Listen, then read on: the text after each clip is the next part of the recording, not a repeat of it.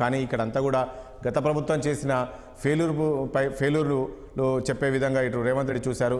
అదేవిధంగా ఇందిరాగాంధీ హయాంలో ఎలాంటి ప్రజలు కష్టాలు పడ్డారు, ఈ రకమైన కామెంట్స్ ఈ అసెంబ్లీలో ఈరోజు జరిగినాయి. సో రాబోయే రోజుల్లో కూడా ఇలానే ఉండే అవకాశం ఉంటుందా ఈ అసెంబ్లీ సెషన్స్? డెఫినెట్ గా. ఎందుకంటే కాపురం చేసే కాళ్ళగుళ్ళ దగ్గర తెలుస్తుందని మన తెలుగు ప్రాంతాల్లో ఒక సామెత ఉంది. అందువలన తాము చేసేటువంటి సంక్షేమ కార్యక్రమాలు లేదా తమ విధానాలు ఎలా ఉండబోతున్నాయి ఏమిటి అనేటువంటిది చెప్పుకోవడం అనేటువంటిది ఒక లక్ష్యం.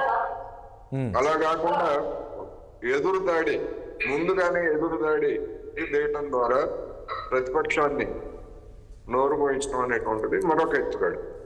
అందువల్ల నిన్న గవర్నర్ ప్రసంగం చూసినా లేకపోతే ఇవాళ జరిగినటువంటి పరిణామాలు చూసినప్పటికీ బహుశా ఈ సమావేశాల్లో లేదా అసలు మన లోక్సభ ఎన్నికల వరకు ఇంకా ముందు జరిగేటువంటి బడ్జెట్ సమావేశాలు పరిమితంగానే జరిగినప్పటికీ, ఎందుకంటే లోక్సభ ఎన్నికల కారణంగా పరిమితంగానే జరిగినప్పటికీ ఓట్ అండ్ అకౌంట్ ఇటువంటి సందర్భాల్లో ప్రభుత్వం ఎదురుదాడికే పూనుకున్నది అనేటువంటిది స్పష్టం.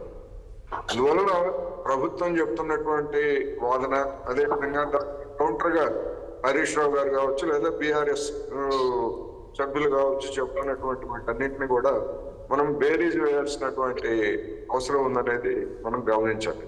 ఉదాహరణకి మా ఘనత కారణంగా భూగర్భ జలాలు పెరిగాయని చెప్పేసి కేంద్రమే చెప్పిందని చెప్పేసి హరీష్ రావు గారు చెప్పారు.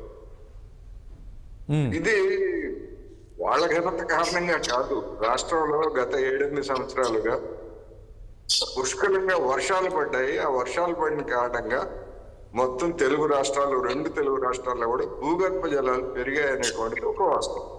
అందువలన ఇప్పుడు వాళ్ళ కాళేశ్వరం గురించో లేకపోతే మిషన్ భగీరథ గురించో లేదా చెరువులకు నీళ్ళ గురించో ఇవన్నీ వాళ్ళు చెప్పుకున్నప్పటికీ అది జనంలో కిక్కు కాలేదు, జనం దాన్ని ఆమోదించలేదు. అంటే ఒకటి కోటేశ్వర గారు, ఈరోజు అక్కడ జరిగిందంటే ఏంటంటే, ఈరోజు కేసీఆర్ ముఖ్యమంత్రి అయిందంటే అది కాంగ్రెస్ భిక్ష అనేది, రేవంత్ రెడ్డి ఈరోజు ముఖ్యమంత్రి అయ్యాడు, పీసీసీ అయ్యాడంటే అది కేసీఆర్. అంటే ఈ రకమైన వ్యక్తిగత విమర్శలకే దారితీసింది అక్కడ చాలా వరకు.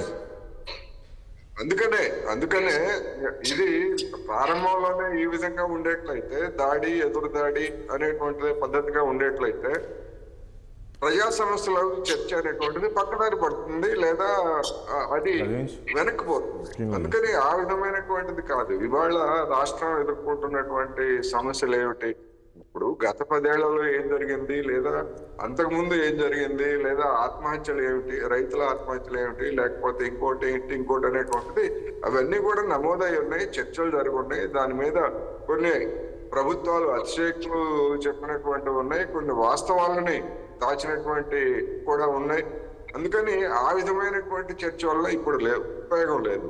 ఇప్పుడు ఉన్నటువంటి పరిస్థితుల్లో రైతాంగానికి కానీ లేదా వివిధ తరగతులకు కానీ రాష్ట్ర ఆర్థిక వ్యవస్థలో ఉన్నటువంటి పరిశ్రమలు కావచ్చు లేదా ఇతరత్ర సేవా రంగం కావచ్చు, ఏవైనా కానివ్వండి, వీళ్ళకి సంబంధించినటువంటి సమస్యలని ఎట్లా పరిష్కరిస్తారు అనేటువంటిది ప్రధానమైనటువంటి అంశం. అందువల్ల ఇవాళ జరిగినటువంటి తీరుని చూసినప్పుడు ఏంటంటే, గత 4-5 రోజులుగా వస్తున్నటువంటి బయట టీవీల్లో కానీ లేదా ఇతరత్ర కానీ బీఆర్ఎస్ ఒక విధంగా ఎదురుదాడిని ప్రారంభించారు.